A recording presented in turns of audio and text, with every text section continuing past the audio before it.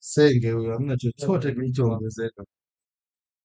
Zaidi saa leo limepungua. Come.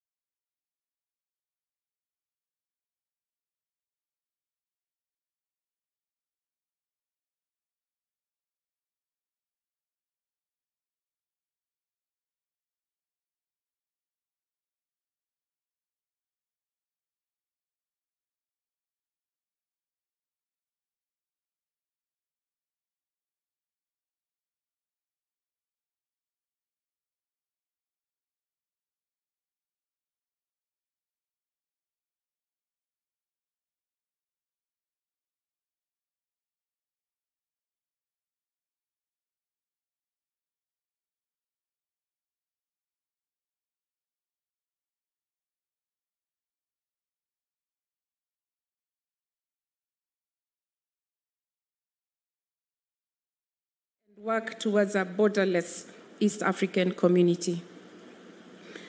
Urged partner states to incentivize local production to reduce on imported goods into the region. Number 3, urged the East African Community Secretariat to develop a regional mechanism to fast-track the review of the relevant laws and regulations to ensure the effective implementation of the ESC protocols. Number 4, requested the Council to consider the revision of the East African Monetary Union roadmap to provide for a single currency along the national currencies. Number 5, urged the partner states to establish an independent inspectorate to enhance compliance and implementation of the summit and council decisions and directives. Number 6, underscored the need to facilitate the development of inclusive payment solutions that can deliver accessible and affordable services to the underserved populations. Number 7, requested the Council to review the institutional framework for the East African community staff engagement to safeguard institutional sustainability. Underscored the need to develop regional digital integration policies and strategies to support key sectors including infrastructure, trade, health, education, and youth initiatives. Number 9, recommended the institutionalization of women participation at the level of 30% in all sectoral decision-making levels. Underscored the need for partner states to optimize the extension of connectivity to the Interpol 124/7 network to immigration and custom entities to enhance the existing digital platforms for a comprehensive approach in dealing with all transboundary security challenges. And finally, highlighted the need for EAC leadership and partner states' ownership of mediation processes through institutional and financial investment in the region. It is now my singular honor, Excellencies, and privilege to submit the outcomes of the high-level side event to commemorate the East African Community's 25th anniversary to the summit for consideration. Your Excellencies, I submit. I thank you. Asanteni sana.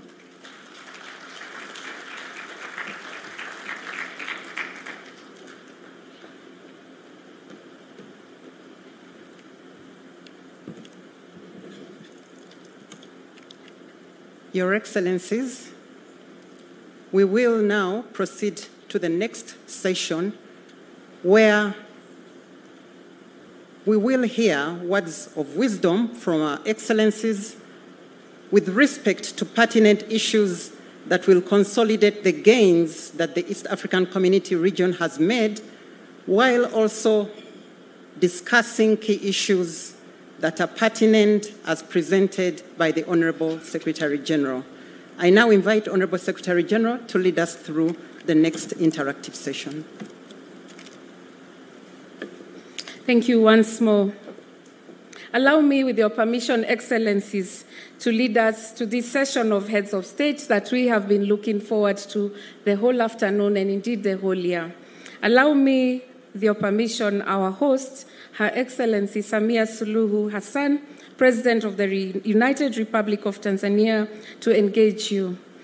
You have been on record talking a lot about the environment, clean energy, and also involving the youth. So I will ask the first question.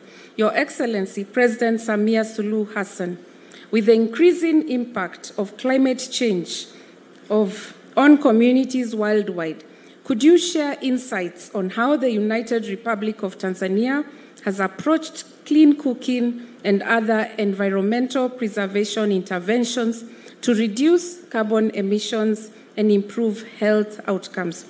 What key lessons can other partner states draw from Tanzania's experience in these areas, Your Excellency? Thank you so much. Dear audience, heads of state and the audience, first of all, let me apologize that I'm going to use Swahili because we are in Tanzania. And I hope you do have the translating gadgets. Please use them. Nakushukuru. I thank you, Secretary General. But first of all, ni wapongeze Secretariat kwa kufanya side event hii hapa kujadili safari yetu ya miaka 25 ya kuundwa upya kwa Jumuiya ya Afrika Mashariki, lakini pia nipongeze na nitoe asante kubwa kwa wazee wetu akiwemo mzee wetu Yoweri Kaguta Museveni, lakini Daniel Arap Moi, Benjamin William Mkapa kwa uamuzi wao wa kuanza tena jumuiya hii baada ya kuvunjika huko nyuma, na leo tuna miaka 25. So kwa upande wa swala lako, mambo ya climate na matumizi ya clean energy kwa ajili ya kupikia, niseme tu kwamba mabadiliko ya tabia nchi ni wimbo ambao dunia nzima tunauimba, ingawa utekelezaji wake una juu na chini, kwingine unatekelezwa, kwingine hivyo hivyo. Lakini kwa sisi nchi maskini utekelezaji wake mdogo zaidi, kwa sababu kwanza si waharibifu, lakini wanaoharibu hawataki kusaidia tutengeneze. Sasa nikirudi tena kwenye swala lako, niseme tu kwamba masuala haya ya mabadiliko ya tabia nchi yana gharama kubwa kwenye nchi zetu. Kwa mfano Tanzania, sisi tunatumia 4 mpaka 5 ya GDP yetu kwenye masuala ya kupambana au ya pato la taifa kwenye masuala ya kupambana na uharibifu wa mazingira na mabadiliko ya tabia nchi. Sasa niseme kwa mfano, tukiangalia tu swala la upotevu wa misitu kwa Tanzania, kila mwaka tunapoteza karibu ekari 400,000 400,000 acres each year. Deforestation zinapotea kwa watu kukata kwa ajili ya kupikia, lakini pia kwa matumizi mengine. Lakini kazi kubwa wanayofanya ni kuchoma mkaa kwa ajili ya kupikia, lakini kuni pia kwa ajili ya kupikia. Kwa kutokana na hayo, Tanzania tumejiengage kwenye njia nyingi za kufanya marekebisho. Kwanza, tumekuja na sera ya kupanda miti, na tukazitaka wilaya zetu, kila wilaya ipande miti 1,500,000 kwa mwaka, 1,500,000 per year kila wilaya. Tumefanya kwa muda mrefu, lakini lazima nikiri kwamba sasa hivi spidi ya upandaji ile ya kila wilaya imepungua, ingawa bado tunaendelea kupanda miti. Lakini jengine ni kwamba ili tuwe na nishati safi na tukimbie matumizi ya nishati safi kama inavyozungumzwa na vikao vya mataifa, mashirika kimataifa, UN huko tukienda tunakubaliana kuachana na nishati safi, tunazungumza energy transition. Lakini tunapozungumza energy transition tunazungumza at macro level, sijui matumizi ya viwanda na mambo mengine, maeneo haya makubwa makubwa yanayoonekana. Lakini tunapozungumza energy transition hatuendi kuangalia kule chini kwa wanawake. Mabadiliko na environment, uchafuzi wa mazingira au matumizi ya energy chafu yanawadhuru wanawake kiasi gani? Sasa kuna debate mbili hapa, energy safi, energy chafu. Lakini lazima tutambue kwamba hii inayoitwa energy chafu ndio iliwafanya wenzetu walioendelea kufika hapa walipo. Wameitumia kote mpaka wamefika hapa walipo. Sasa wanasema acha hii ni energy chafu, twende na energy nyingine, ambayo hiyo energy nyingine inataka fedha na gharama kuitengeneza. Sasa kwa sisi Tanzania tunafanyaje kuachana na energy chafu? Kwanza tumeangalia masuala ya upatikanaji wa umeme. Tumechukua jitihada ya kusambaza umeme nchi nzima. Nchi yetu ina vijiji karibu 12,300 na almost vijiji vyote vimepata umeme.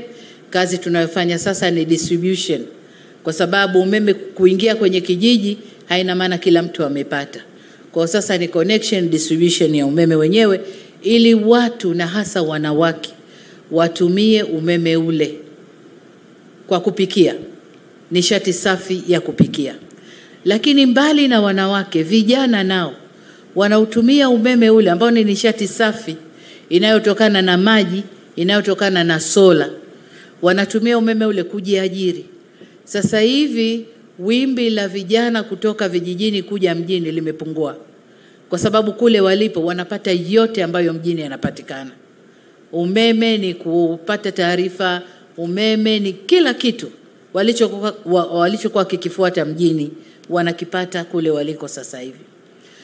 Kwa hiyo kwanza ni kusambaza umeme, lakini umeme wenyewe sasa tunautoa kwenye nishati inayokubalika. Kwanza tuna umeme wa gesi, ingawa mataifa yanapiga kelele kwamba hata hiyo gesi nayo tuache, lakini bado nadhani hata na wenyewe mataifa yaliyoendelea bado yanatumia gesi. Kwa niseme nusu ya umeme wa Tanzania unatokana na gesi, lakini pia maji. Tuna mabwawa kadhaa yanayo generate umeme, hydropower. Tuna dam kubwa ile ya Nyerere ambayo inatoa megawatts nyingi kama 2115, lakini tuna dams ndogo ndogo, schemes nyingine Rusumo kule, Ruhuji na maeneo mengine ambayo yanazalisha umeme na wote wanaingia kwenye grid ya taifa, tunakuwa tunapata umeme safi. Lakini pia tuna mradi mkubwa wa umeme wa jua ambao umeanza kule Shinyanga na umeme wa upepo ambao utaanza pale Singida. Kwa tumejipanga kwenye kugenerate nishati safi ili watu sasa wananchi na wenyewe watumie nishati safi, waache kutumia mikaa na kuni, watumie umeme. Lakini pia kwa upande mwingine, Tanzania tumejaliwa mkaa wa mawe, charcoal, ambao baada ya kuchimba na kuuza, na tunauza huko tunakoambiwa ni nishati chafu, lakini tunawauzia charcoal kutoka Tanzania. Kwa hiyo baada ya kuwauzia, charcoal inaacha debris kubwa kule kwenye machimbo. Tumefanyia utafiti yale mabaki, kutoa gesi zile ambazo ziko harmful, na tumetengeneza briquettes ambazo sasa wakina mama majumbani katika taasisi kubwa, lakini pia wakina mama wafanya biashara wanatumia hizo briquettes ambazo hazina gesi ambazo zinaumiza, hazina harmful gases, ni nishati safi wanapikia. Kwa hiyo tumejitahidi hivyo, lakini lazima niseme kwamba katika swala la marekebisho ya mazingira, sisi kama community, nataka nimshukuru kakaangu Ruto kwamba alisimamia kwa kasi kubwa sana miaka miwili iliyopita mambo ya masuala dunia, lakini hasa alikuwa anatilia mkazo kwenye community yetu East Africa. Lakini nadhani jitihada zile ambazo wao wanafanya, si tunafanya, hazileti yale matarajio tunayo yatarajia. Kwa mfano Afrika peke yetu tunahitaji, au Tanzania peke yetu tunahitaji kama dola bilioni 19 katika kipindi cha miaka 5 kutoka mwaka tulionao mpaka 2030 kurekebisha hayo mambo ya mazingira. Lakini tunakwenda makopu 29, 30, 28, 27, hakuna pesa inatoka, na pesa ikitoka ni ndogo, na inakoelekezwa haikidhi haja ya kutatua yale matatizo ambayo tunayo. Lakini juzi tumetoka Baku COP29 ambapo Afrika iliweka presentation yake, na tukasema tunahitaji kama 1.3 trillion dollars, lakini kilichopatikana ni 300 billion dollars.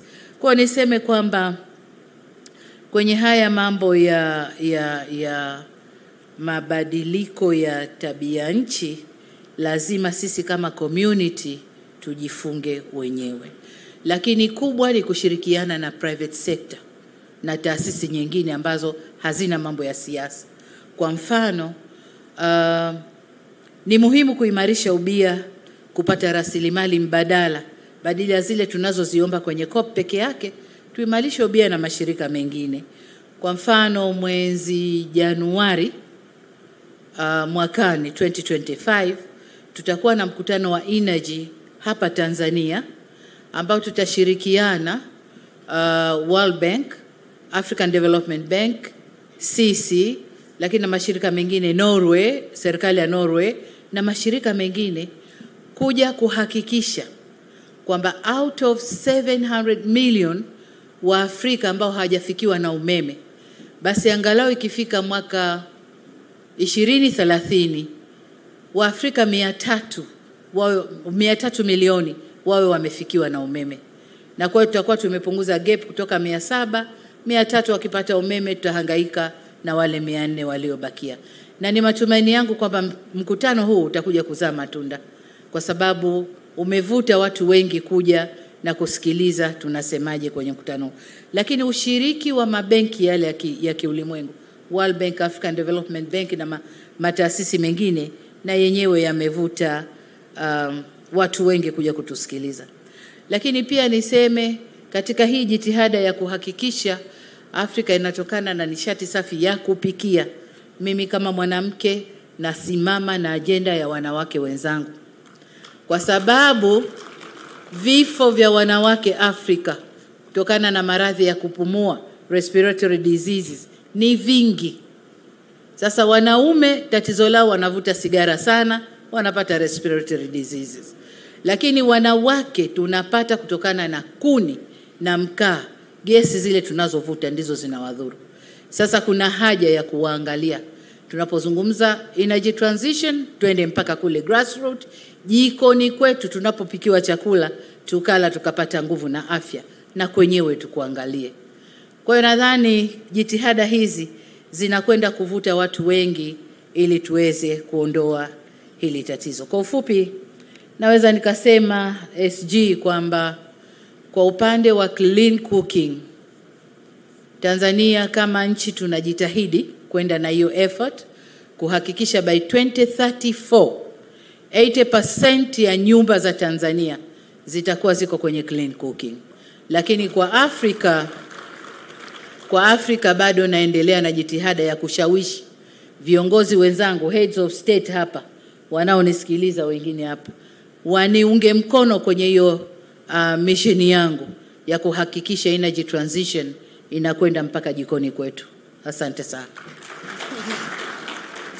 Na asante sana. Naomba basi tumpigie mama makofi kwa hayo mawaidha. Mheshimiwa Rais, tumeshukuru sana kwa hayo mawazo ambayo umetutolea kuhusu mabadiliko ya tabia nchi. Tumechukua masomo ya manufaa mno ambayo umetuambia ya kwamba ni muhimu kujumuisha washikadau wote ili tuweze kufaulu kwa malengo yetu. Tumeweza makofi kwa hilo wazo. Tumesikia vile Muungano wa Tanzania umeweza kuweka mpango wa kupanda miti, na tumeweza pia kutatua ubadilifu wa tabia nchi. Asante sana pia Rais, umeweza kutuelezea kuhusu umeme ambao uko kila mahali, na umesisitiza utumizi wa nishati safi, manake clean energy cooking. Na tunakushukuru sana pia kwa sababu umezingatia masuala ya afya wa mama na ajira ya vijana. Asante sana. Your Excellency, President Yoweri Kaguta Museveni, when I visited you in Kampala, you gave me a gift, and that gift was a newspaper headline from 1963. June 1963, to be precise, Your Excellency. We are honored and indeed blessed to East African Community's 25th anniversary. What does this milestone signify to you personally and to the East African community? Do you feel we are advancing in line with the vision? I welcome you, Your Excellency. Your Excellency, President, Their Excellencies, the heads of state who are here, the Right Honorable Secretary General, the Honorable Ministers, and ladies and gentlemen. I have written something here in handwriting. It is not yet typed, but it will be typed. We are here to celebrate the 25 years of the revived East African community. This is good, and I congratulate the East Africans for achieving this.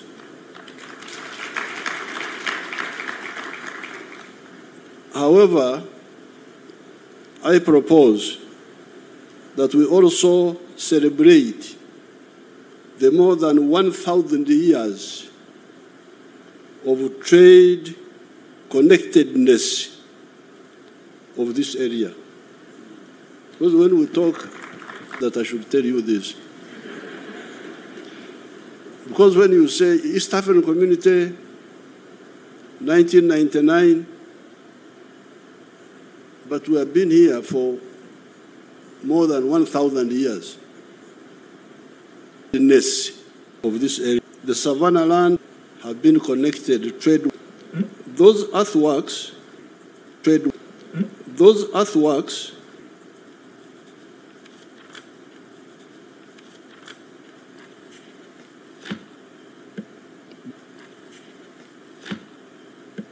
that had united a big chunk of that area. The archaeologists did some excavations and found Enkwanzi. Enkwanzi in our local language, meaning glass language, meaning glass beads. Glass beads. They found cattle bones and engusio. Engusio are the broken pottery pieces of broken clay pots. There are also nearby mounds of ancient cow dung, what we call a mungu in our language, the ancient cow dung heaps. The archaeological items thus recovered were dated to have been used between 900 AD and 1350 AD, up to 1350 AD. Among those items were the glass beads already talked about. Where had these come from at that time? Where did the ushanga come from? They came from Mesopotamia, present-day Iraq, Ugogo Dodoma area. Unyamwezi, that is Tabora area. Huku mbele huku baada ya Mwanza. Karagwe, and eventually to Uganda. Therefore, there is no doubt that more than 1,000 years ago, this area was a connected trade area. CTA. Can we introduce that? Because you like to use, you like abbreviations. PTA, I don't know what, I don't know. So I have given you now a new one. CTA, Connected Trade Area.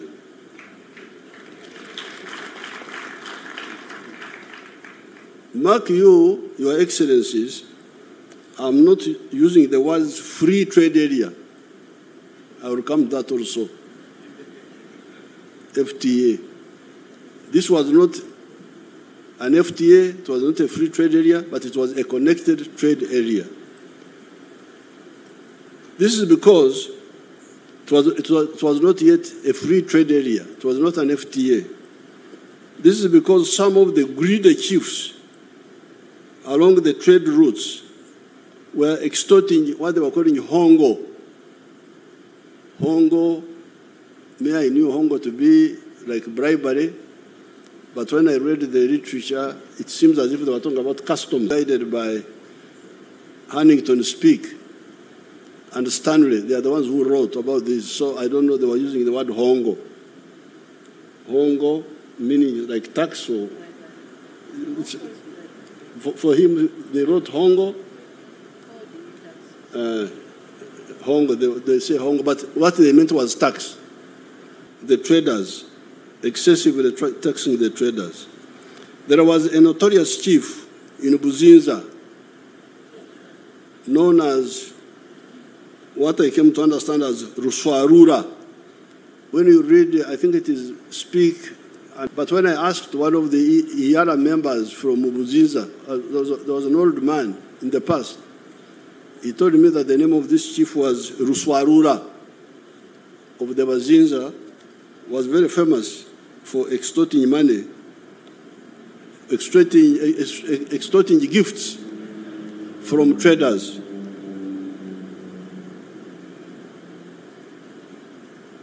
The other European travelers had written his name as Uswaurora or something like that, he would extort a lot of what they were calling hongo. That's what they wrote, the Stanley or Speak, one of them, from the traders. But then there was the giant and the gentle Rumanyika of Karagwe, who would, on the other hand, give a lot, very, very, very, very generous to the traders and to the travelers. Speak. Therefore, our area was a connected trade area, but not a free trade area. Through Pwani, would get through cost. Pwani is cost. Through Pwani, would get guns and gunpowder, etc. Out of the Congo forest, would get a miringa. That is a brass or copper bracelets. They are called a miringa in our language. Engoro. Those are ivory bangles. Bangles made out of ivory. In Nyerere, they are worn by women. They are iron coils worn on the legs by women. In fact, when Mwalimu's name first came in the news, 1950s, they were saying Nyerere. We said this is. We thought it meant that in our area, but later on we were told it meant something slightly different. Amoshe, giraffe hair neck wear. From Buhaya, from the Bukoba area, would get, our area would get a toma, back cloth. From Bunyoro, would get omonyo, rock salt. Our ignorant chiefs kept that underutilization of our opportunities for all that time until the Europeans came and captured them. Because this area was connected trade-wise, but our chiefs never used it to consolidate it, so the Europeans came and captured the area.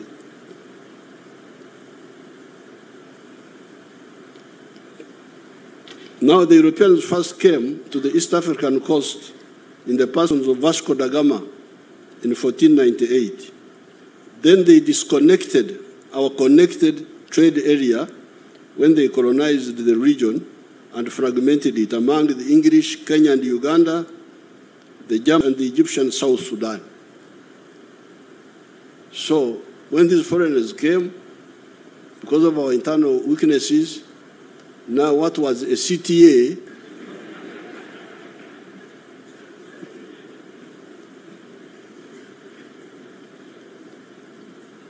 thereafter, our CTA, Connected Trade Area, became a DTA, Disconnected Trade Area.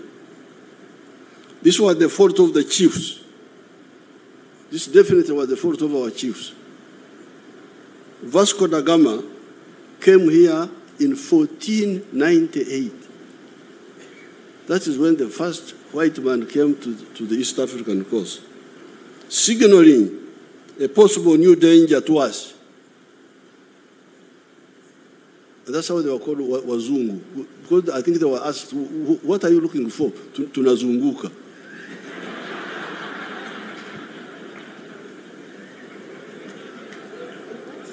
Let's just say they are going around. They were going around. Was the Berlin Congress that partitioned Africa into colonies took place in 80 years of our wonderful chiefs watching the danger coming and doing nothing about it.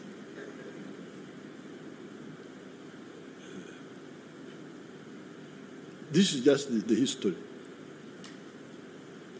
It is therefore most commendable that our leaders, Mzee Jomo Kenyatta, Mwalimu Julius Nyerere, and Dr. Obote, third step of the decision to form the Political Federation of East Africa on the 3rd of June 1963, which is what my daughter, the Secretary General, was talking about.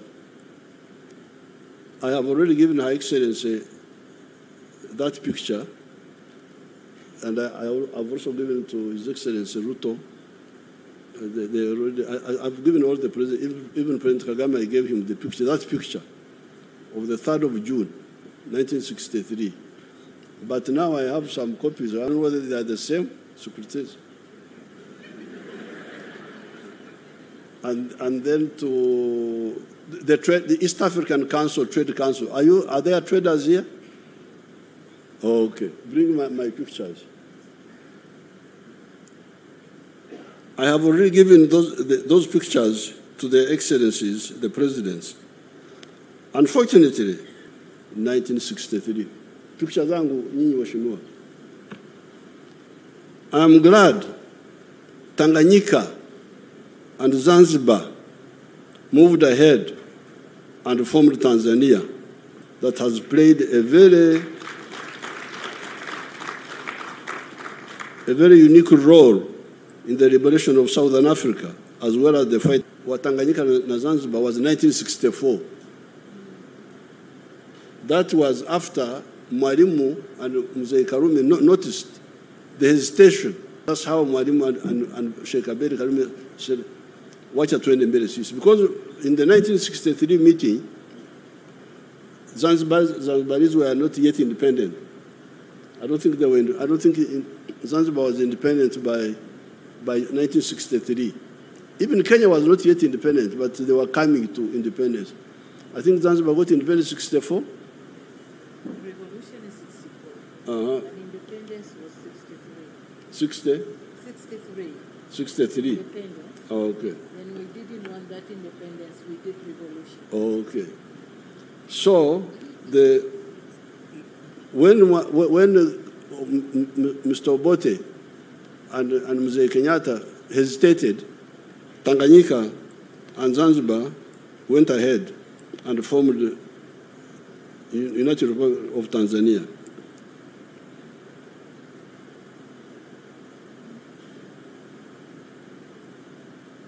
As I said in Soroti the other day, we were in Soroti on another occasion, if that decision had been implemented, the one of 1963, there would have been no problem of Idi Amin in Uganda. Possibly the problems of Rwanda and Burundi could have been solved earlier and with less loss of blood, of life. The Federation of East Africa would have found it easier to deal with the problems of South Sudan and Somalia.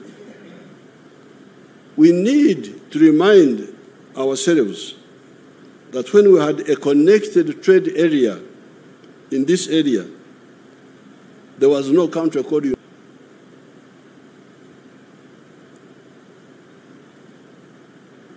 What do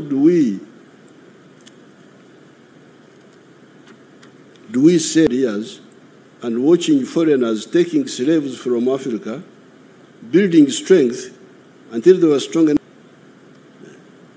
What do we say? Anyway, when we had opportunity to play a role, we did the necessary. Working with Mzee Arap Moi and Ndugu Ben Mkapa, we restored the EAC. It has moved forward. However, there are still obstacles that stunt the growth of these economies. Take the issue of banning products or unlicensing them so that they do not enter the other member states. You hear people saying that country X has a bumper crop this year and will therefore not allow products from the other countries to enter that market. What then happens is that producers of that product migrate to other enterprises and forget about the unlicensed product.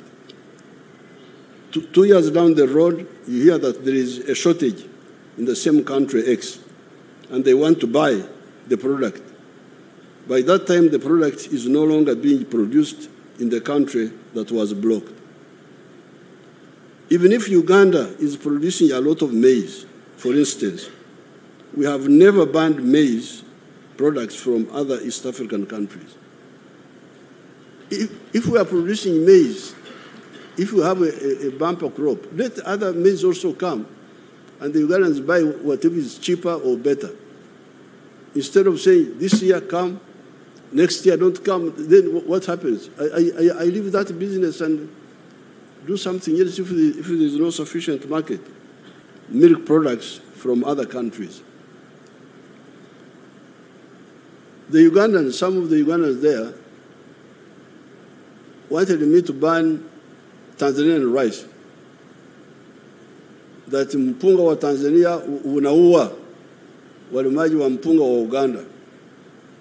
I said, if they are dying, they're from Tanzania.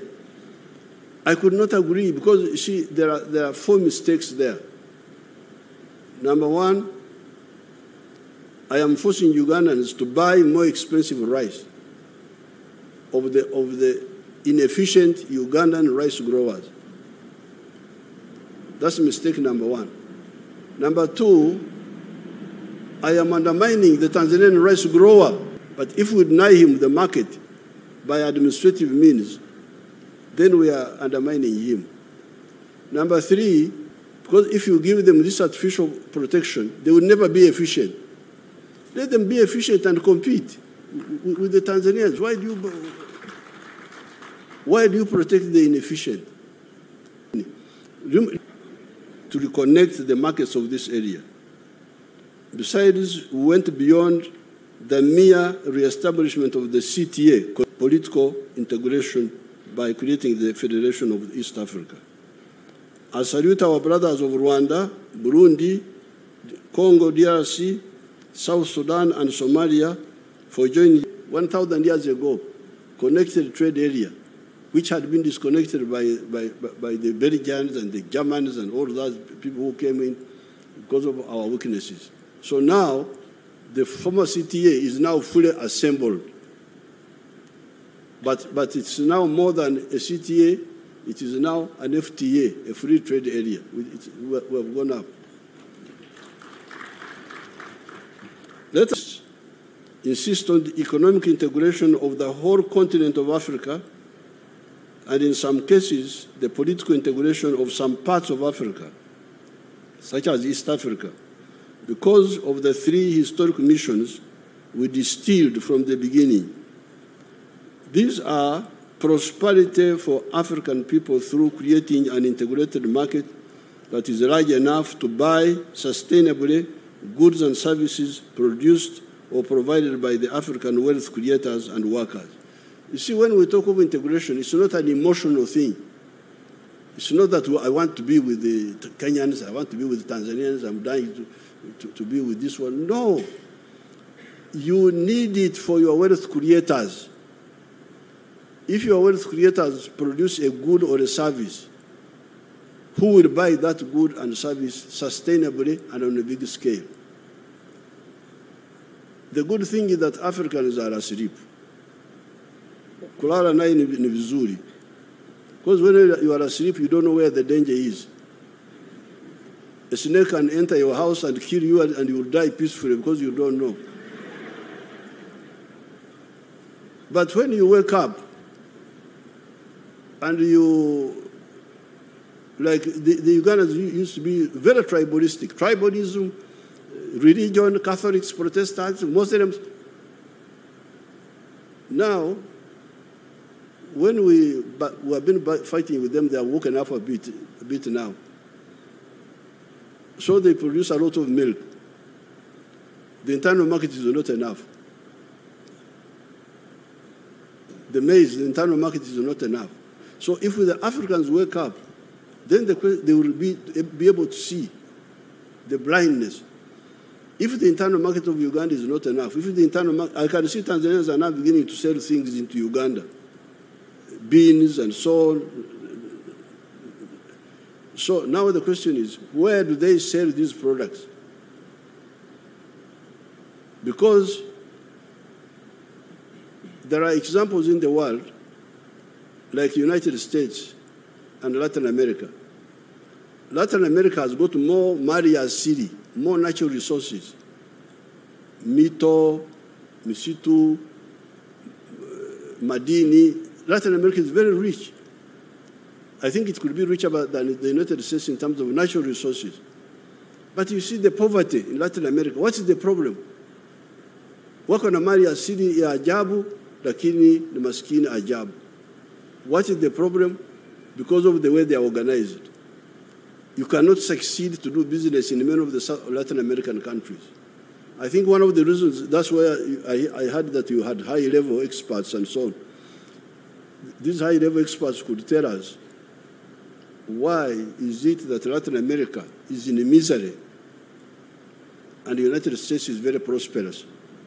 Could it be because of the connected market of America, of the USA, the fact that the founders of the USA created a big space for wealth creators? If I produce a good or a service, I have got enough buyers to buy it, and I can expand and produce more. Could it be that?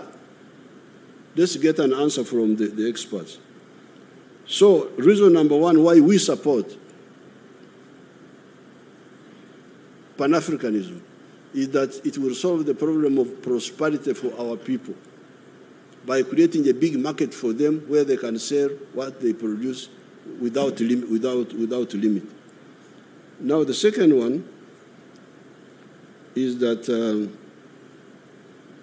strategic security, to guard us against all threats from wherever. You hear that the Americans have gone to the moon. The Chinese have gone to the moon. The Russians have gone to the moon. Recently, the Indians went to the moon. The Africans are here.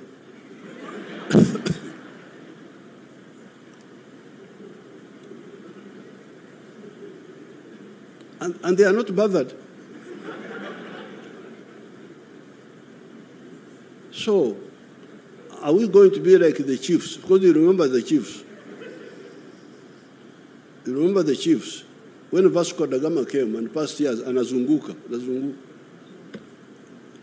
And they couldn't see the danger and wake up and unite us.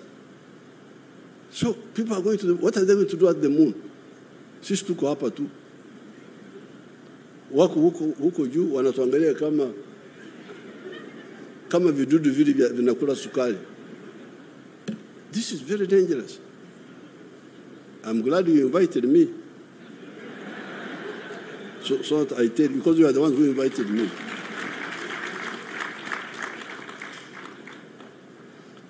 So, integration is about the 2 points. Prosperity for our people. Where will this prosperity come from? Ustawi wa jamii unatokana na omba, begging. Because if that, you hold it, you are strong. This is the one I'm giving you. This is Mwalimu Obote, Mzee Kenyatta na wengine. Federation this year. This was 1963.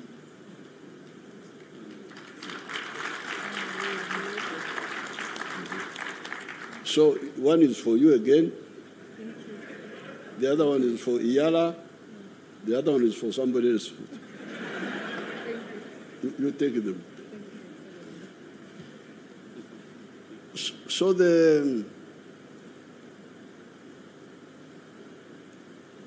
strategic security is very dangerous. When you hear people going to the moon and we are here, Uganda is developing. Uganda will become, even Tanzania has joined, Kenya joined the middle income status some time ago. Tanzania has joined. We also have joined, although they have not declared us. We are waiting for the headmaster to declare, I don't know.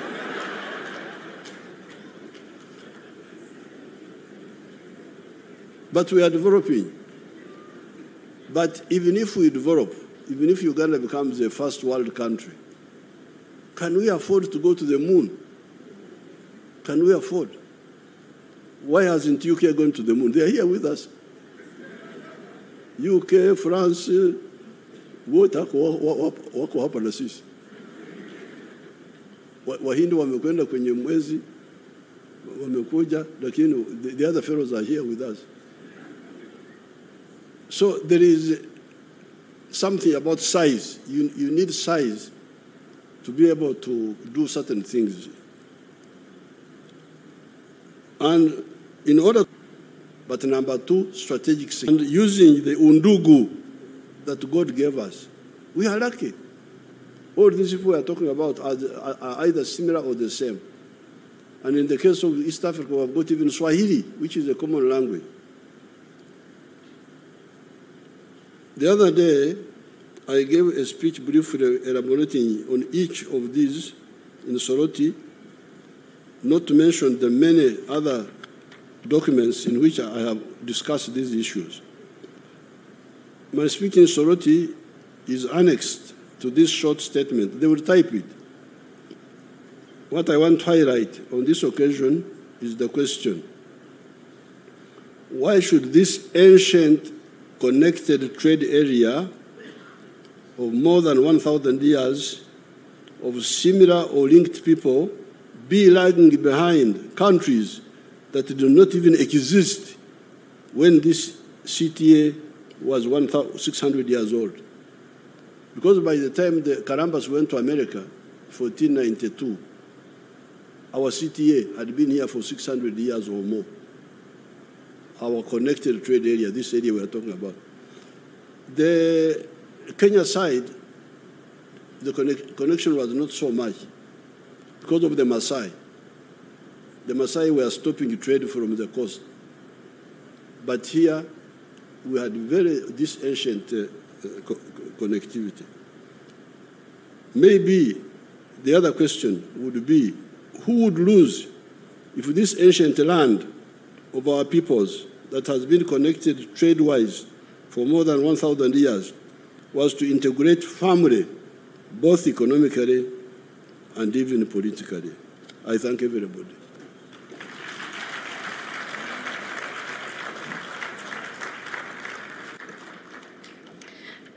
Thank you very much, Your Excellency, for those words of wisdom. You are indeed a walking encyclopedia of history, and we really thank you for your wisdom. We take away your key words to Pan-Africanism, that is prosperity, strategic security, and brotherhood. We take away your emphasis on wake up, consolidate, move forward, and unite. We are celebrating 1,025 years of a connected trade area. Your Excellency, President Hassan Sheikh Mohamud, you have the luck of coming after one of our founding fathers, and the Federal Republic of Somalia is the youngest partner state to have joined the East African community. Reflecting on this journey, what key areas of EAC integration have shown the most promise for Somalia, and how do you envision continued collaboration within the EAC to strengthen those sectors for mutual benefit of the Federal Republic of Somalia and the EAC region? Your Excellency. Your Excellency Nduvo, thank you very much.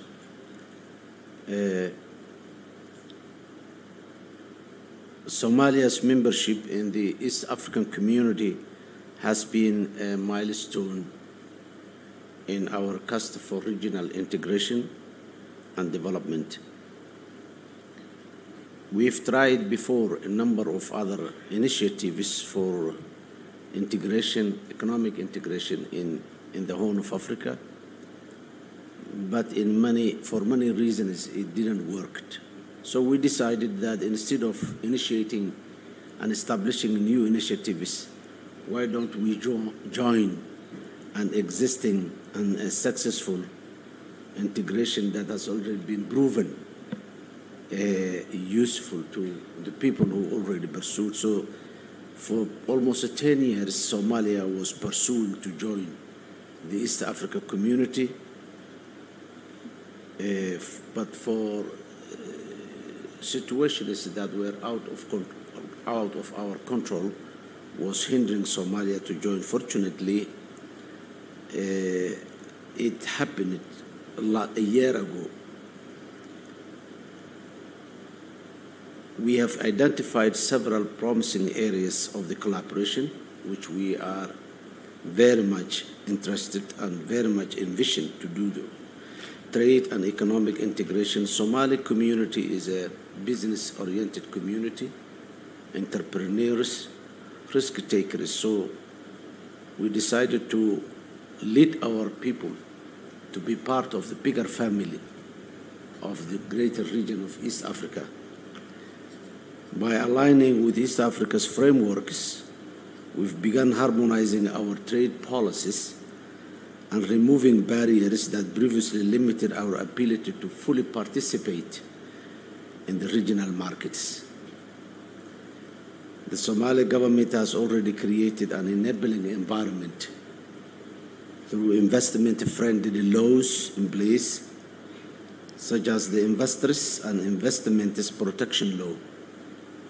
We have been a socialist country for more than 2 decades, and we have nationalized all the private-owned enterprises. That has taken back Somalia to a certain level.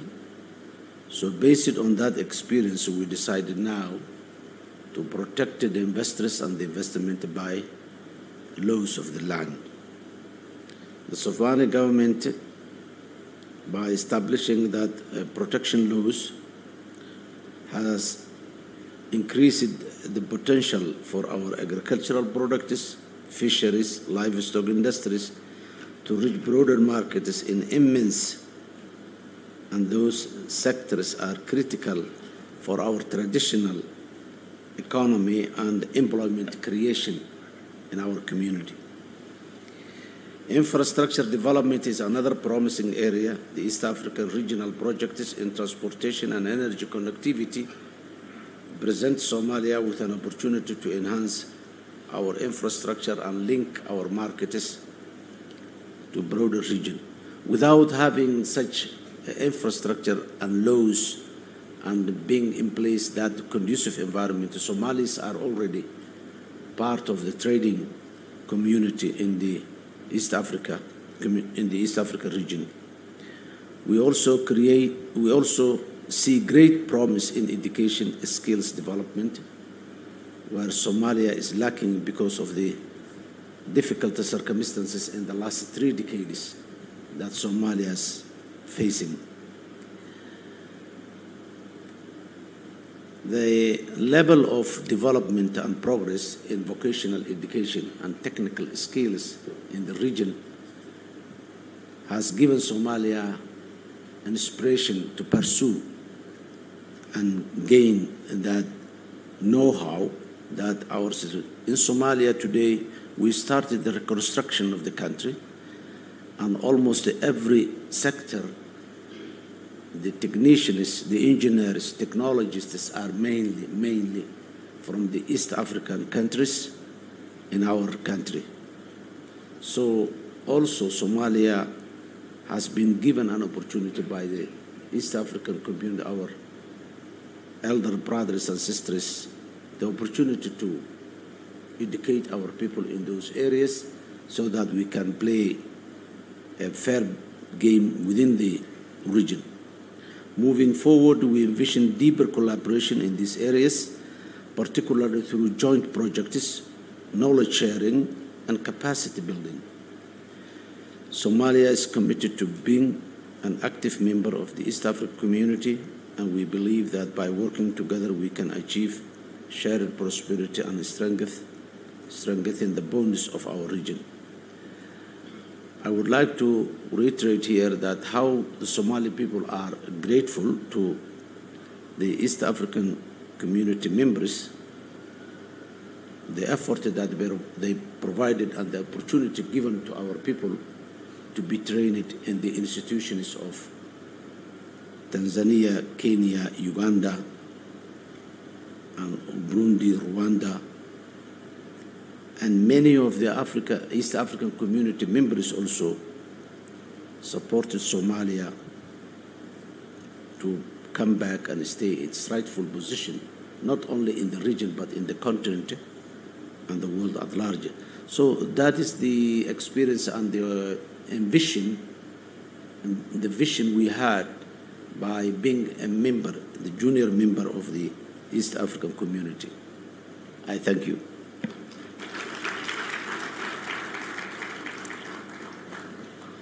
Thank you very much, Your Excellency, for your very clear areas of focus and your very key areas of prioritization. The investment-friendly laws, infrastructure development, promoting trade. We are all a witness as a community of the presence of Somali traders in the East African community. We are also grateful that despite the delay, the Federal Republic of Somalia is now part of the community. Your Excellency, President Dr. William Samoei Ruto, the Republic of Kenya has recently taken on significant roles, serving as a Vice Chairperson of COMESA, leading the Tumaini Initiative for mediation in South Sudan, and supporting stability efforts under the UN in Haiti. Given Kenya's long-standing commitment to peace and security, how do you envision leveraging this leadership to foster sustainable peace across East Africa? How critical is peace and security for enhancing trade and economic growth in the region? Your Excellency.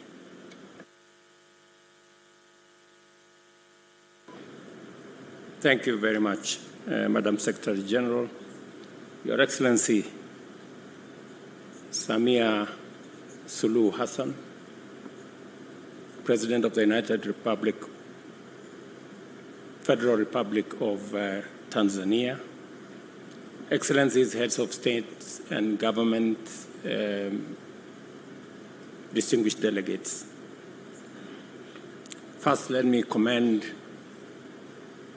Tanzania for hosting this very important celebration of 25 years of East African community. Let me also take this opportunity to congratulate our founding fathers, Mzee Jomo Kenyatta, Julius Nyerere, and Milton Obote, for the foresight they demonstrated in 1963. And to our Mzee President Yoweri Kaguta Museveni, William Kappa, and Daniel Moi, again in 1999, for revisiting this very important union that brings together the people of our region to pursue what is important to all of us, to the people of our region, and what is important to the development of our region. Again, Mzee, on behalf of your colleagues who are there, from us who are not there then, we want to say congratulations. Having you in our midst during this celebration is a great privilege for us, that we can listen from you, we can listen from your experiences, we can learn from what happened then, and you keep reminding us of why this is important. Many East Africans are persuaded that the East African Community project is a project in the right direction. And I can confirm from Kenya that the East African Community vision is a vision that we support wholeheartedly.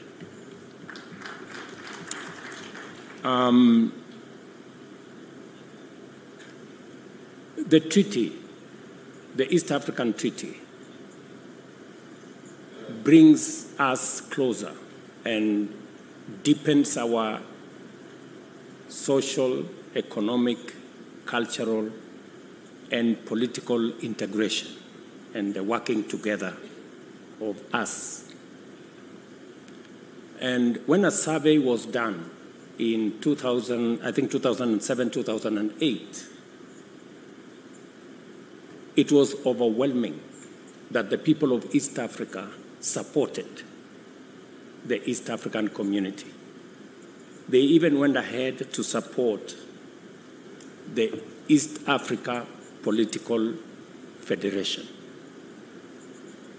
And that is why in 2017, I think it was the 18th summit of the EAC, it was then decided that a group of professionals, I think then led by Amos Wako, who is in our midst, the Attorney General of Kenya Emeritus, who is right here,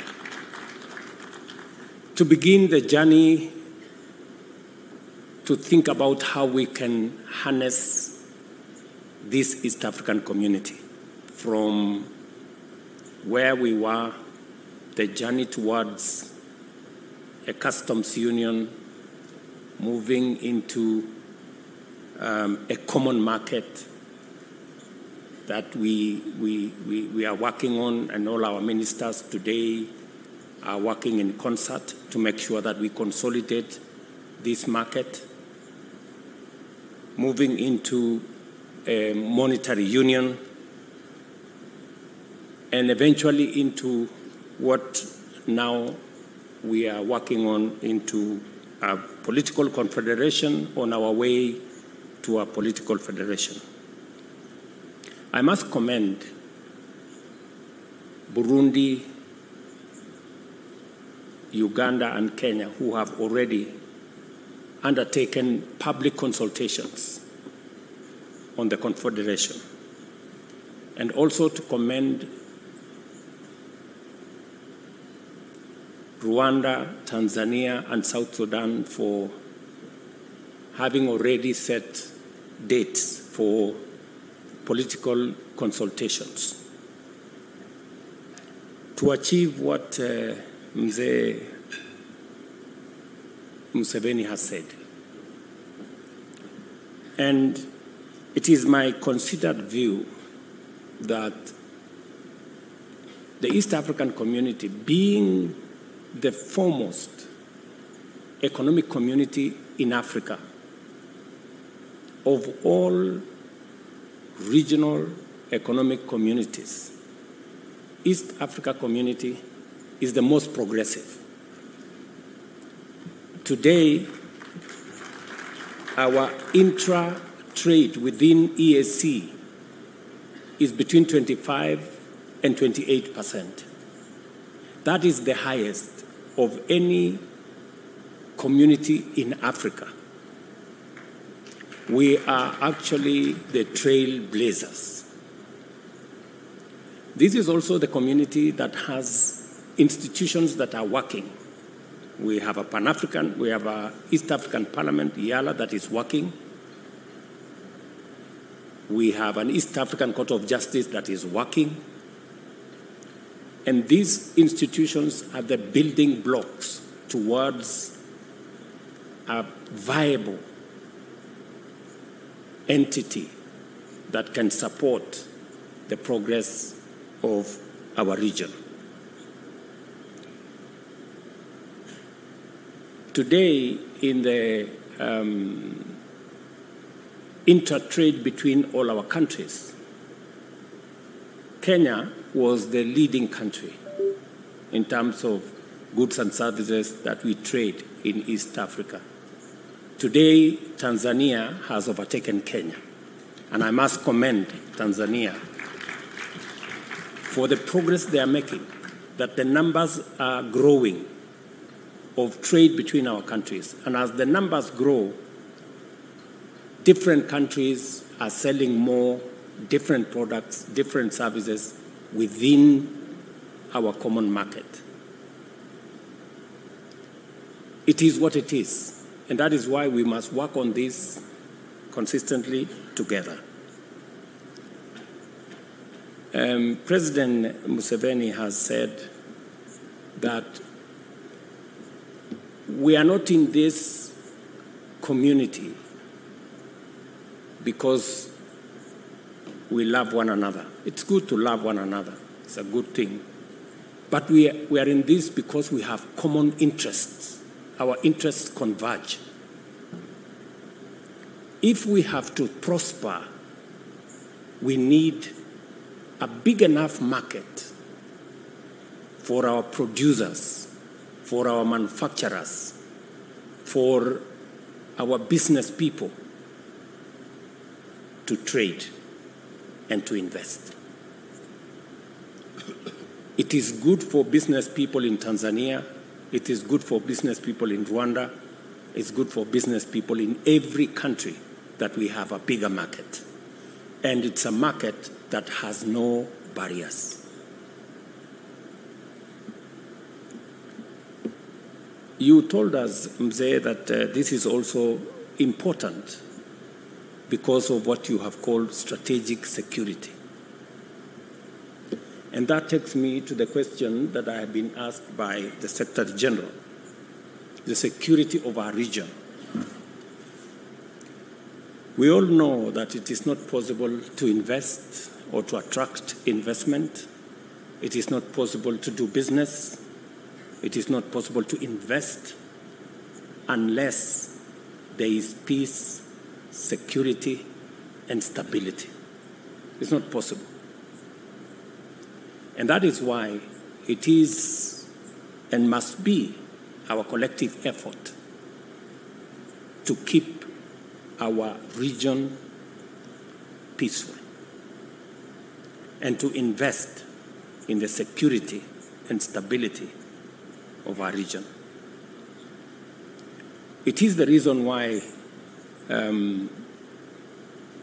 Kenya is invested in working with South Sudan at the request of President Salva Kiir when he requested me to provide a forum and a platform and a mechanism for the people of South Sudan to talk amongst themselves.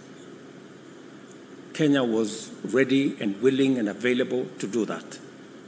And there is tremendous progress that has been made in the discussions between the different actors in South Sudan. We intend to conclude this in a couple of months so that South Sudan can continue to do what they must do as a country, go into elections, unify the country, and play its rightful place in the East African community. It is also the reason that between President Museveni, myself, my brother Hassan Sheikh, and the Prime Minister Abiy, we are planning to have a meeting to also reduce the tensions that currently are in the Horn of Africa. Because the security of Somalia, the stability of Somalia, contributes significantly to the stability of our region and the environment for investors and business people and entrepreneurs to thrive. In the same spirit, the process in DRC, which EAC has been involved in, and we welcome the suggestion by DRC to unify the two processes, the Luanda process and the Nairobi process, into one process.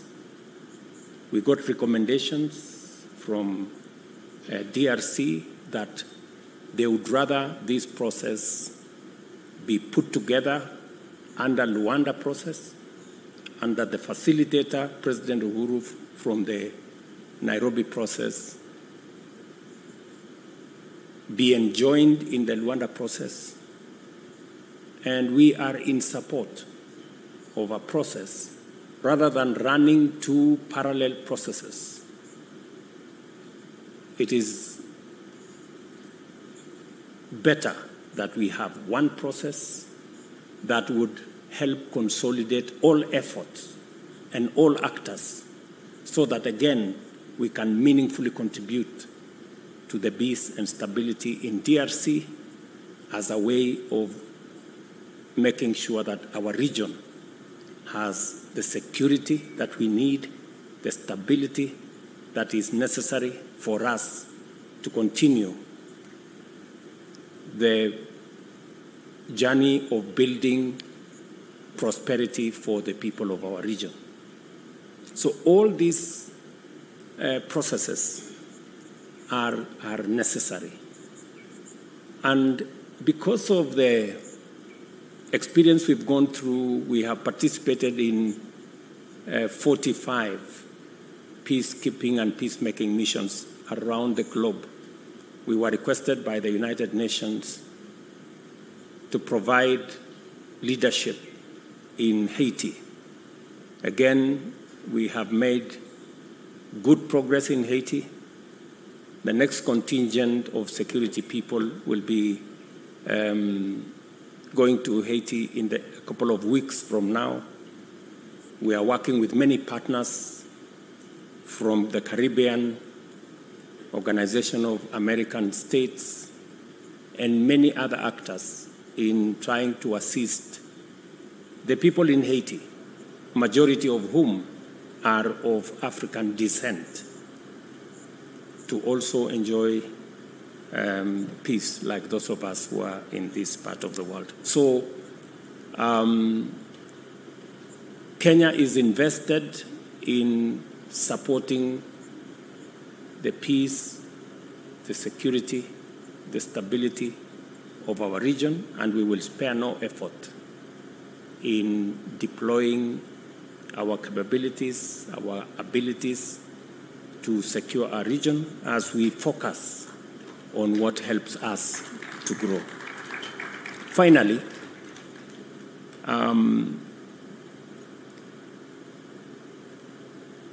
when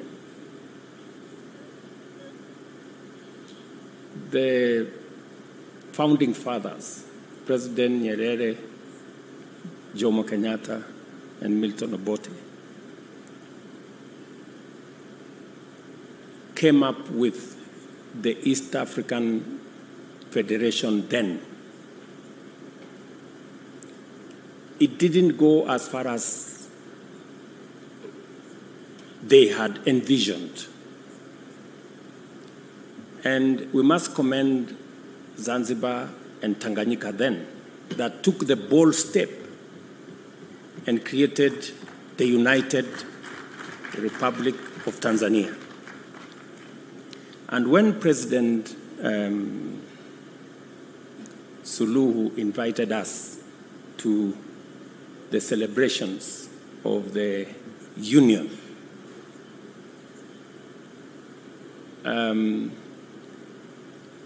I didn't get the opportunity, but I wanted to ask then. Let me ask now. Now that the unity and the union,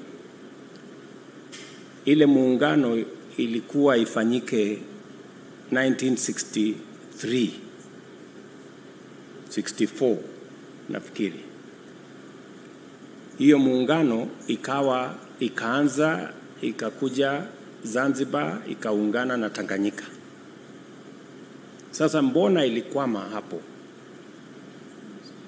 Ingesonga sasa ikuje Kenya, iende Uganda, ndio sasa ikamilike vile waanzilishi wa nchi zetu walivyokuwa wameifikiria. Sasa nyinyi watu wa Tanzania mko na deni ya wa East Africa wengine. Yes. You have a debt to East Africans. That the unity that was figured out by our leaders, that started with only Zanzibar and Tanganyika then. It must not stop there. And you have an explanation to us why it should not move on and become what it was intended to be. And therefore, as East Africans, we demand that we complete this journey of consolidating this East Africa into what our forefathers thought about. And I think that's the journey we are discussing in the political confederation. Thank you very much.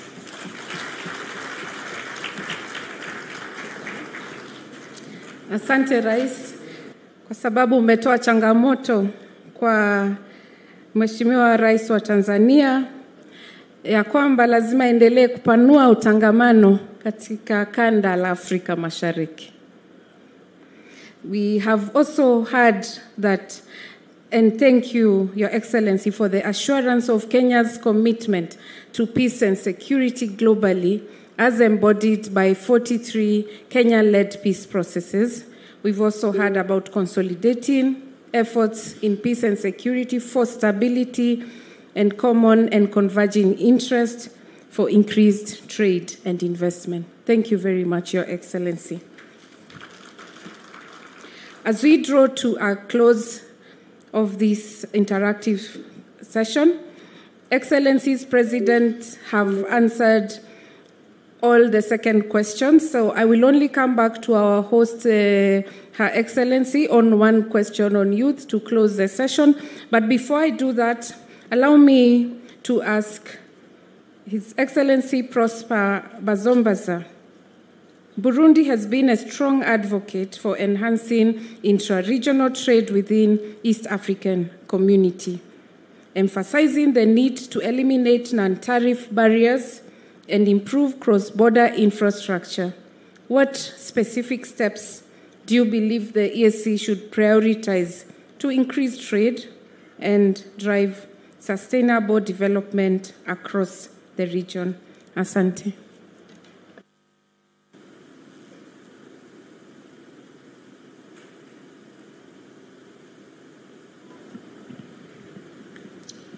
Merci, Madame la Secrétaire Générale. Je vais vous étonner, moi je vais parler en langue française, les autres vont parler en langue anglaise. Mais comme on a une traduction simultanée, je pense qu'il n'y aura nullement aucun problème. Voilà donc, avant de répondre à cette question, to answer your je voudrais I would like to ask you to join me in to applaud loudly His Excellency Evariste Ndayishimiye, President of the Republic of Burundi, who gave me the honor to present him in this summit due to his very busy calendar. And also, I would like also join everybody to applaud and also rejoice this celebration of this 25th anniversary from since the signing of the treaty establishing the East African Community. Now, to come back to your question, and the question which was asked, indeed, Burundi, with the leadership of His Excellency Evariste Ndayishimiye, Burundi is actually playing a role in enhancing inter-regional trade within the East African community. And in this regard, the elimination of non-tariff barriers is a priority. And this elimination should be based on three main actions. The first one is to carry out an evaluation by identifying all non-tariff barriers, such as quota of importation, custom procedures, regulation standards, and also, secondly, you need to harmonize the rules by standardizing the and quality standards in partner countries so that you can facilitate trade. And lastly, you need to improve transparency by creating clear guidelines and which are accessible for commercial regulation, ensuring that all the stakeholders are informed. Another measure, which is a priority, is to improve infrastructure, especially cross-border infrastructure. And in this action, you also need to invest in transport networks by giving priority to road network developments, railway lines, ports, and also airports, so that you can improve connectivity between partner states. Thirdly, we also need to enhance trade agreements, and under this framework, it is necessary to create new trade partners by creating and coming up with a new protocol based on specific actors which have high potential, such as agriculture, manufacturing industries, and also services. As fourth action, which we need to envisage, is to support the small and medium enterprises, which are known as SMEs. And in this framework, we have these actions. First, provide training and resources to the operators of small and medium enterprises, so that you can improve their capacity to carry out cross-border trade. Secondly, you also need to promote access to credit by creating financial institutions for firms which are involved in commercial activities of SMEs. And the fifth main action, you need to leverage on technology. In this case, you need to envisage and also implement a solution of e-commerce by encouraging use of digital platforms for commercial transactions, including e-commerce and documentation and electronic documentation. Sixthly, you also need, it's important, you need to promote sustainable trade. And for this, you need to carry out two priority activities. Incorporate standards, environmental standards by encouraging sustainable consumption between partner countries, so that to ensure that trade makes us realize environmental objectives. Secondly, support initiatives on renewable energy by investing in renewable energy projects which are likely to improve trade. And lastly, as a seventh action, you also need to do monitoring and evaluate all the problems.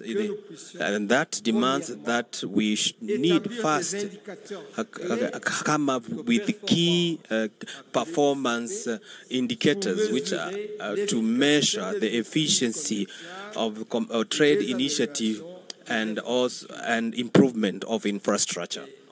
And lastly, carry out a regular revision by developing and implementing a system of monitoring and evaluation which is regular of all the commercial or trade policies and for infrastructure projects, so that you can ensure continuous improvement. That basically what I could say briefly, the main actions which you need to carry out so that you can eliminate what we call non-tariff barriers, and so that you can improve cross-border infrastructure. And also, I talked about specific measures which our East African community could be a priority, so that you can grow trade between partner states and also encourage sustainable development. Thank you very much for your kind attention. Thank you.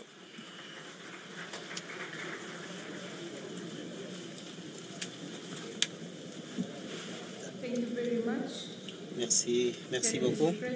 His Excellency Prosper Bazombaza, you have done an overview of all your key points, so allow me not to recap the issues because you have brought them out very well, very succinctly, and we are very happy to follow up and ensure we have a clear monitoring and evaluation plan. Allow me, as we close this session, Your Excellency, President Samia Suluhu Hassan, you talked about women, you talked about the families, you talked about bringing people together from the grassroots. My last question and your parting shots would be, we know that Tanzania has an initiative known as Building a Better Tomorrow. This is led by yourself and has been pivotal in empowering youth and driving sustainable development. Could you elaborate on the impact of this initiative so far and how Tanzania might support the sharing of best practices to inspire similar youth-driven programs across the ESC? This is in consideration that more than 60% of the community's 300 million people are youth or women. Asante, Madam Moderator. Ni kweli kama ulivyosema kwamba sehemu kubwa ya wananchi wa Tanzania ni vijana, youth. Nadhani ni about 60% of our population. Sasa kilio kikubwa hapa cha vijana ni ukosefu wa kazi. Kazi za kuajiriwa. Lakini pia ukosefu wa nyenzo za wao kujiajiri wenyewe. Sasa jambo kubwa la uchumi ndani ya Tanzania ni kilimo. Na kwa sisi Tanzania kilimo kimegawika sehemu 4. Ni kilimo cha mazao, kilimo cha kufuga, kilimo cha kuvua, uvuvi, lakini pia misitu, mazao ya misitu. Kwa hiyo tumekuja na mpango wa BBT ambao wenyewe umetokana na mpango mkubwa tunaoita Agenda 1030. Na Agenda 1030 maana yake ni nini? Maana yake ni kupandisha ukuaji, growth ya sekta ya kilimo to 10% kutoka tulionayo sasa hivi 4.6% to 10% ifikapo mwaka 2030. Sasa tunakuzaje kilimo pamoja na mipango mingine ya kisera, lakini tulisema tuwatumie vijana wetu na tukaja na huu mpango wa BBT. Sasa BBT malengo yake makubwa ni kuwarudisha vijana kwenye sekta ambazo zinatoa ajira. Na kama tulivyosema, sekta za ajira ni kilimo, uvuvi, ufugaji, lakini pia shughuli za misitu. Na hizi vijana hawajazikumbatia sana, sababu wanaona kama ni shughuli sio kwa ajili yao, ni kwa ajili ya watu wazee au watu wa zamani. Kwa tulichofanya, tumeanza kutengeneza awareness kwa vijana, wajue kwamba kilimo ndio maisha. Na huko nyuma tulikuwa tuna slogan nyingi tu za kilimo. Kilimo ndio uti wa mgongo, kilimo ni uhai, nyingi tu. Kwa hiyo tumesema zote zile tuziweke, tuwafahamishe vijana wetu na wazielewe.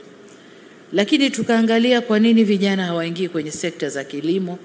Moja, tukakuta vijana wana tatizo la kupata ardhi, lakini pili, fedha, mitaji ya kuinvest kwenye kilimo, lakini tatu ni teknolojia, mechanization kwa wale ambao wataingia kwenye kilimo, lakini hata wafugaji wana teknolojia yao, wavuvi wana teknolojia yao, lakini jingine ni masoko.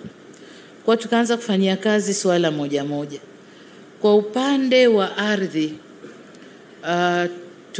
tumeamua kuangalia maeneo ambayo bado hayajatumika katika mikoa na wilaya zetu, na hayo maeneo tukasema tuyatenge kwa ajili ya vijana.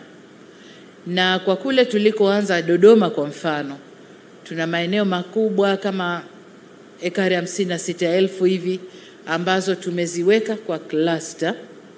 Tunachofanya, tuna develop hiyo land, lakini tunaweka irrigation infrastructure kwenye hiyo land. Alafu tunagawa ile land kwa vijana ekari 10 au hekta 10, na tunawapa title deed kwamba ni ya kwao.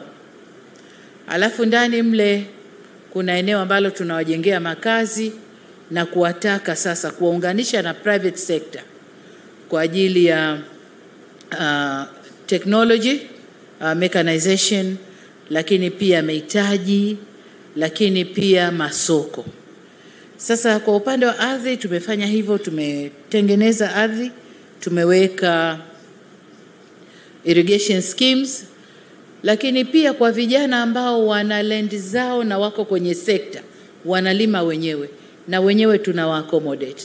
Tunakwenda kuwachimbia wells na kuwekea systems za irrigation, lakini tunawa impart pia kwenye schemes nyingine kama ifuatavyo. Lakini kwa upande wa fedha, tumewaunganisha vijana na mabenki, tumewaunganisha na Tanzania Agricultural Development Bank, ambayo tumeipa mtaji mkubwa, na yenyewe sasa ndio inasimamia mikopo kwa vijana kwa ajili ya kilimo. Lakini pia tumeunda mfuko tunaita Agricultural Input Trust Fund, ambapo vijana wanaweza kukopa kwenye huo mfuko kwa ajili ya kununua inputs za kilimo, lakini hata matrekta na mambo mengine. Hatufanyi peke yetu, tunafanya na African Development Bank. Wao ndio sasa wanatia nguvu kwenye Tanzania Agriculture Development Bank na huku AGITIF, ili kuwa na mitaji ya kutosha kuwakopesha vijana. Lakini jingine tulilofanya ni kuwa train vijana. So far tumetrain kama vijana close to 80,000 ambao batch ya kwanza wameshahitimu, wameingia kwenye kilimo, wamevuna, na off-takers wamekuta wako pale private sector ambao wana off-take kwa vijana mashambani, wanafanya value addition na kuuza. Lakini kwa wale wa mifugo na wenyewe tayari wameanza kazi. Tunachofanya, wanakwenda kwenye minada ya kienyeji, wananunua ng'ombe, mbuzi au kondoo, wanafatten, wananenepesha, alafu wanauza kwenye butchers. Lakini na wale wa uvuvi wenyewe tumewaprovide na mashine za kwenda kwenye kuvua, lakini si tu mashine kwenye bahari na maziwa. tumetengeneza uvuvi wa vizimba. Wamefundishwa jinsi ya kufanya uvuvi wa vizimba na wenyewe wameingia. Nataka niseme kwamba hawa wa uvuvi soko lao kubwa ni Asia. Na wanachofanya ni nini? Sio samaki tu wa kawaida. Wanafanya majongoo ya pwani, sijui yanaitwaje, yanaliwa zaidi China kule. Lakini wanafuga pia lobsters, wanafuga yale mambo ambayo yana pesa nyingi ukisafirisha. Kwa mfano, ukichukua crab wa kilo 1, akimuuza hapa ndani anamuuza 10,000. Lakini akimsafirisha, anamsafirisha kwa 25,000 shillings. Kwa hiyo hawa vijana wamevutika na hiyo business na wanaendelea vizuri. Kwa hiyo tumesaidiana na Feed the Future project ya USA.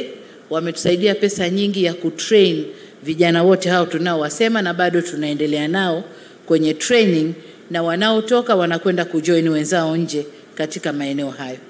Lakini mbali ya uvuvi na kufuga, kuna vijana ambao wameingia kwenye ufugaji wa asali.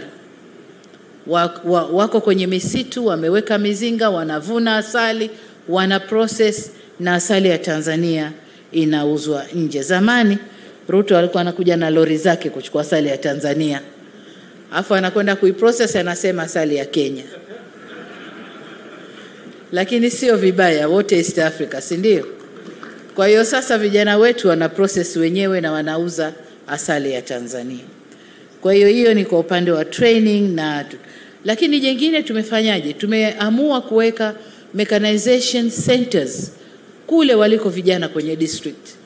Tunaweka mechanization centers ambao tractors, harvesters, plows na mambo mengine yote watayakuta pale, na wataweza kukodi kwa bei nafuu kuliko kurely na private sector ambao wanawapa double the price.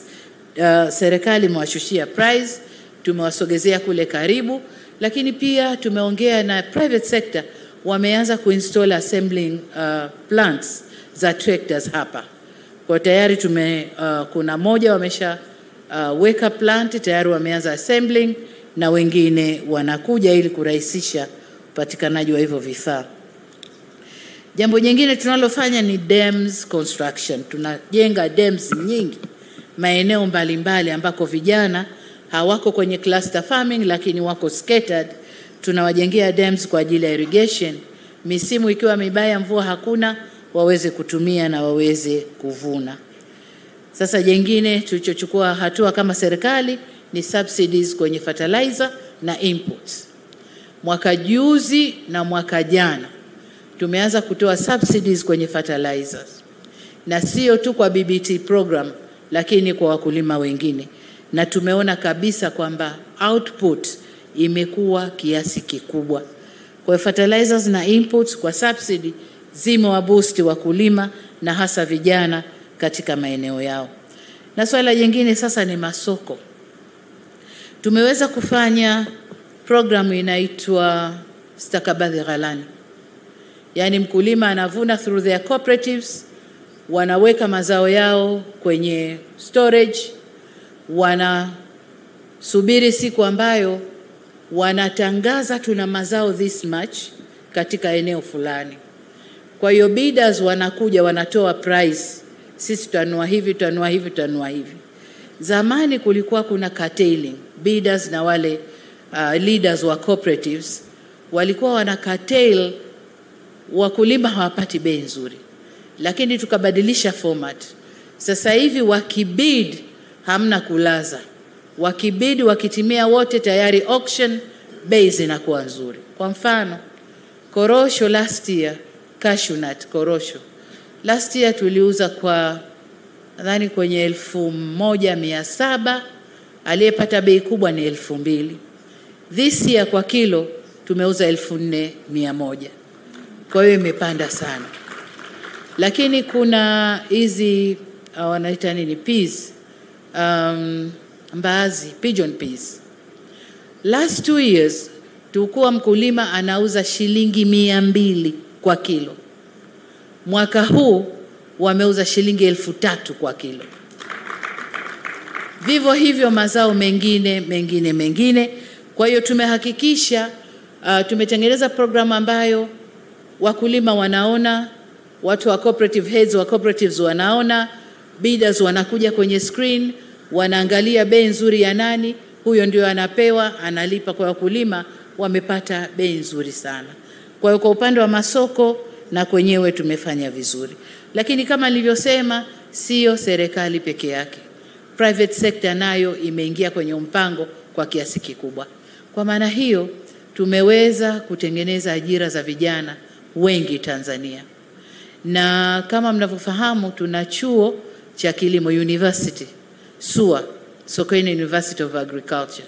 Wale wanaohitimu pale ndio wanakwenda kujoin sasa na wenzao kwenye zile clusters na kukuza kilimo. Kwa hiyo tumeanza, it's a program sasa hivi mwaka wa 2 na tunategemea inaweza ikakua na ikaenda vizuri. Kwa wale ambao watapenda kusoma kutoka kwetu, karibuni sana. Asante sana.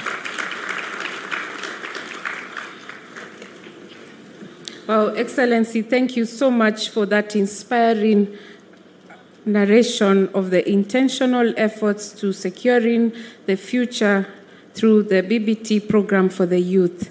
Our takeaways on this youth program are setting aside of unutilized land for youth, connecting with the private sector, skilling and tooling, resource mobilization, working with investors and collaborators, incentives and subsidies, mechanization and infrastructure development, sustainability, and market aggregation. Thank you so much for outlining those initiatives. We have come to the end, Excellencies, of this interactive session. You will agree with me, distinguished delegates, that this session has taken us on a journey where we have gotten the history and the reflections of the East African community from Uganda. A journey where we have seen the opportunities that are available at our disposal as narrated by United Republic of Tanzania. We have also reflected on the achievements in the region and consolidation of our efforts that have led to peace and security and trade as outlined by the Republic of Kenya. We have also taken a moment to reflect on the challenges of the journey of 25 years ago. What is needed to course correct our growth in trade, and what do we need to address? And the Republic of Burundi helped us think through that. We do not give up because when we have children or young people in our home, we have a full family, and we have heard from the newest partner state to the ESC community what are the opportunities, what is the best way to chart a way forward, meaning that we continue to grow. We have capped it off by ensuring in our discussions we leave no one behind, because we have heard about the youth, the women, the men, the East Africans, and the chiefs. I thank you all for your kind attention.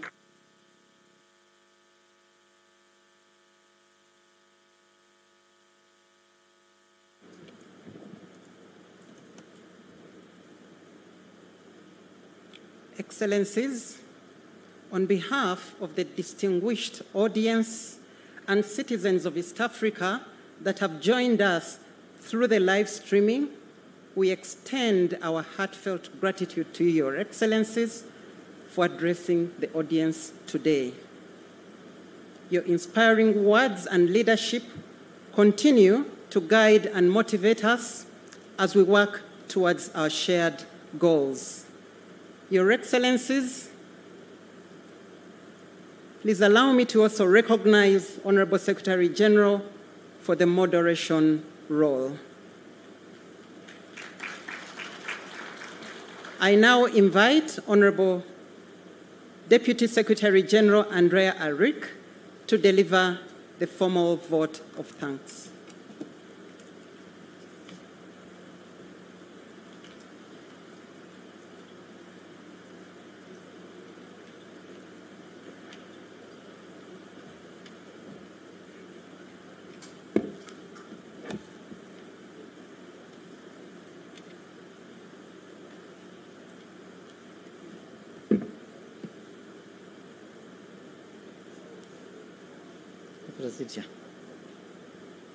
Excellencies, on behalf of East Africa community organs and institutions, I would like to extend our gratitude to you for gracing this momentous occasion as we commemorate 25 years of EAC remarkable journey.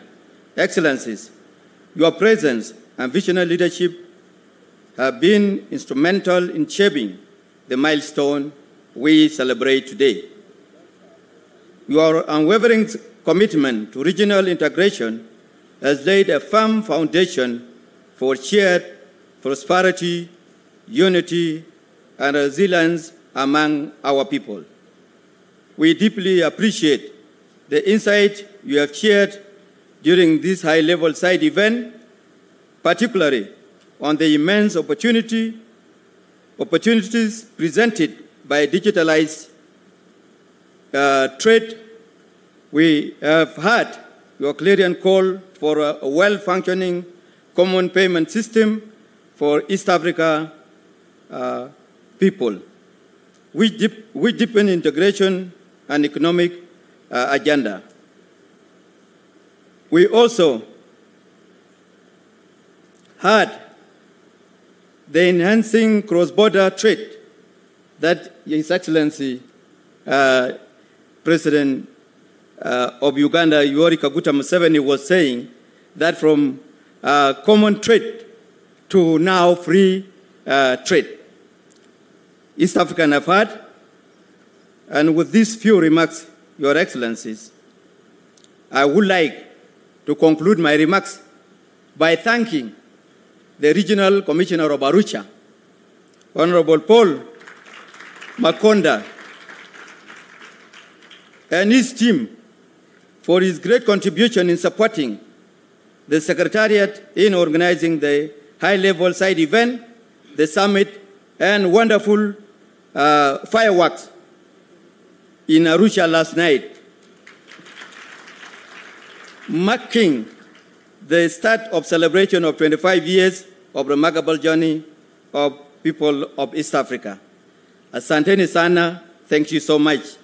I conclude my remarks by calling upon Dr. Joy to take us through the photo session and thereafter conclude with anthems. Thank you so much.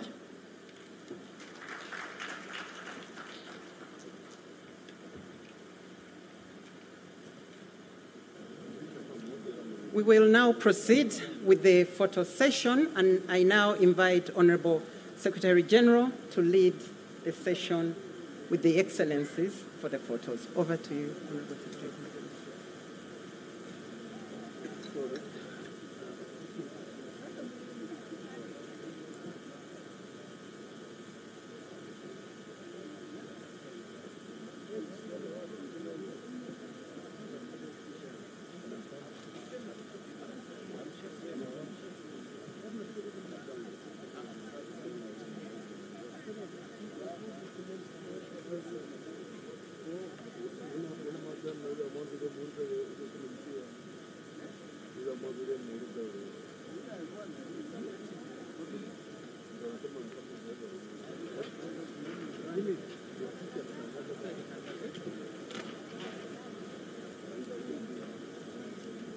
So, after this, the Speaker Iyalo, the Judge President, the Deputy Secretaries General, and the former SGs, the former Secretaries General of the EAC, who are here with us.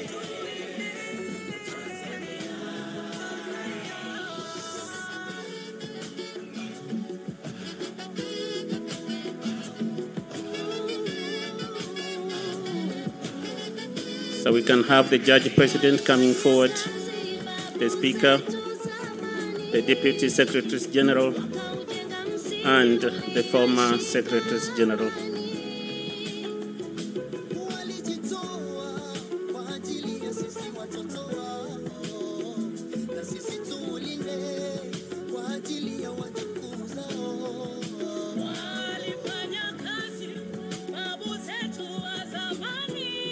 the former Secretary General of the EAC, please join the picture.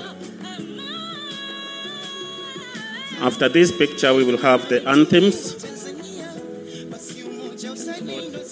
Judge, President, Speaker, please come forward.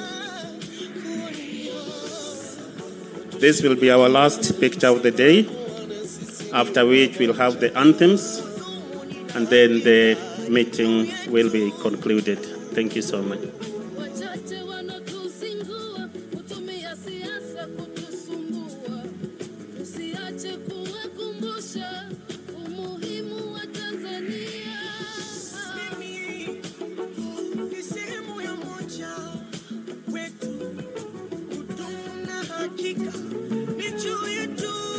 Thank you so much. We can now be upstanding for the anthems, please.